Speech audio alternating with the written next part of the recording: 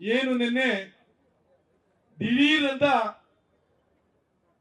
Diesel ಬೆಲೆ 3.5 ರೂಪಾಯಿ, petrol ದರ 3 ರೂಪಾಯಿಯನ್ನ ಏರಿಕೆ ಮಾಡಿ ನಮ್ಮ ಜನರ ಮೇಲೆ ಹೊರೆಯನ್ನು ಹೊರಿಸುವಂತ ಕೆಲಸ ಇವತ್ತು ಈ ನೀತಿಗೆಟ್ಟ ಕಾಂಗ್ರೆಸ್ ಸರ್ಕಾರ ಮಾಡಿದೆ. ಅದರ ವಿರುದ್ಧ ಇವತ್ತು ಇಡೀ ರಾಜ್ಯಾದ್ಯಂತ ನಾವು ಪ್ರತಿಭಟನೆಯನ್ನ ಮಾಡ್ತಾ ಇದ್ದೇವೆ. ಈ ನೇತೃತ್ವವನ್ನ ನಮ್ಮ ರಾಜ್ಯ ಅಧ್ಯಕ್ಷರು ವಹಿಸಿಕೊಂಡು ಎಲ್ಲ ಜಿಲ್ಲಾ ಅಧ್ಯಕ್ಷರುಗಳಿಗೆ ಸೂಚನೆಯನ್ನು ಕೊಟ್ಟು ಇವತ್ತು ಕಾರ್ಯಕ್ರಮವನ್ನ ಮಾಡ್ತಾ ಇದ್ದೇವೆ. ಇವತ್ತು ನಮ್ಮ ಬೆಂಗಳೂರಿನ 3 ಜಿಲ್ಲಾ ಅಧ್ಯಕ್ಷರಿಗೆ ನಾನು ಅಭಿನಂದನೆಗಳು ಸಲ್ಲಿಸ್ತೇನೆ. ಇಷ್ಟೊಂದು ಸಂಖ್ಯೆಯಲ್ಲಿ ಎಲ್ಲರನ್ನು ಕೂಡ ಕರೆಸಿ ಈ ಸಭೆಯ ಪ್ರತಿಭಟನೆಯಲ್ಲಿ ಭಾಗವಹಿಸಲಿಕ್ಕೆ ತಾವೆಲ್ಲರೂ ಕೂಡ ಉತ್ಸುಕರಾಗಿ ಕೆಲಸವನ್ನು ಮಾಡಿದಿರಾ. 3 ಜಿಲ್ಲಾ ಅಧ್ಯಕ್ಷರಿಗೆ ನಾನು ವಿಶೇಷವಾಗಿ ಧನ್ಯವಾದ ಹೇಳಲಿಕ್ಕೆ ನಾನು ಬಯಸ್ತೇನೆ. ಬಂಧುಗಳೇ, ಇವತ್ತು ಗ್ಯಾರಂಟಿಯನ್ನ ಒಂದು ಯೋಜನೆಯನ್ನ ಮಾಡಿ ಈ ರಾಜ್ಯದ ಜನರಿಗೆ ಕಣ್ಣಿಗೆ ಮಣ್ಣೆಚ್ಚುವಂತ ಕೆಲಸವನ್ನು ಮಾಡಿ ಅಧಿಕಾರಕ್ಕೆ ಬಂದು ಇವತ್ತು ಜನರ ಮೇಲೆ ಅನೇಕ ತೆರಿಗೆಗಳನ್ನ, ಇವತ್ತು ವಿದ್ಯುತ್ ಬೆಲೆಯನ್ನ ಏರಿಕೆ ಮಾಡಿದ್ದಾರೆ.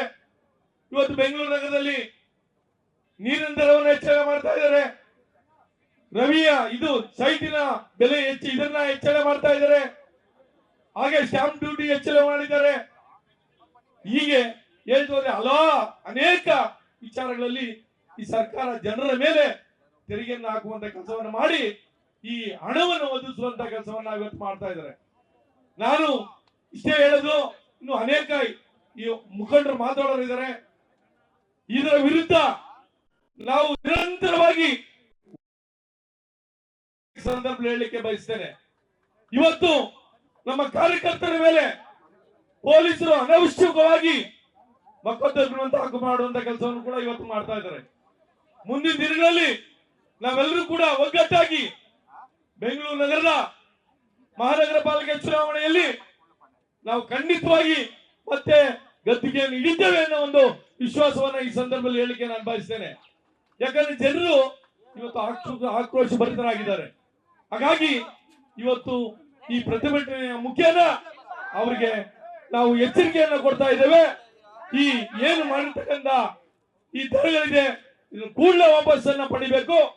ಆ ಒತ್ತಾಯವನ್ನ ಮಾಡೋ ಮುಖೇನ ಈ ಪ್ರತಿಭಟನೆಯ ಒಂದು ಇದನ್ನ ನಿಮಗೆ ತಿಳಿಸ್ತಾ ಇದ್ದೇವೆ ಅನ್ನೋ ಮಾತನ್ನ ಈ ಸಂದರ್ಭ ಹೇಳಿ, ಇವತ್ತು ಎಲ್ಲ ಹಿರಿಯರು ಪ್ರಪ್ರಥಮವಾಗಿ ನನಗೆ ಮಾತಾಡಲಿಕ್ಕೆ ಅವಕಾಶ ಮಾಡಿಕೊಟ್ಟಿದ್ದಂತ ವೇದಿಕೆ ಮೇಲೆ ಇರ್ತಕ್ಕಂಥ ಎಲ್ಲ ಹಿರಿಯರಿಗೆ ಮತ್ತೆ ಬಂದಿರ್ತಕ್ಕಂಥ ಎಲ್ಲ ನನ್ನ ಕಾರ್ಯಕರ್ತ ಬಂಧುಗಳಿಗೆ, ನಮ್ಮ ಪಕ್ಷದ ಎಲ್ಲ ಮುಖಂಡರಿಗೆ, ಎಲ್ಲ ಕ್ಷೇತ್ರದ ಎಲ್ಲ ಮಂಡಲದ ಅಧ್ಯಕ್ಷರಿಗೆ, ಎಲ್ಲ ಪದಾಧಿಕಾರಿಗಳಿಗೆ ಎಲ್ಲರಿಗೂ ಕೂಡ ಮತ್ತೊಮ್ಮೆ ನಾನು ಹೃದಯಪೂರ್ವಕವಾಗಿ ಧನ್ಯವಾದಗಳು ಹೇಳಿ, ನೀವೆಲ್ಲರೂ ಕೂಡ ಕೈ ಜೋಡಿಸಬೇಕು.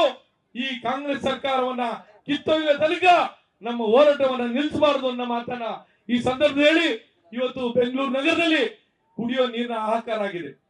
ಯಾರು ಕೂಡ ಇದ್ರ ಬಗ್ಗೆ ಏನು ಹೇಳಿದ್ರು ಕೂಡ ಕಿವಿ ಮೇಲೆನೆ ಹಾಕೋತ ಇಲ್ಲ.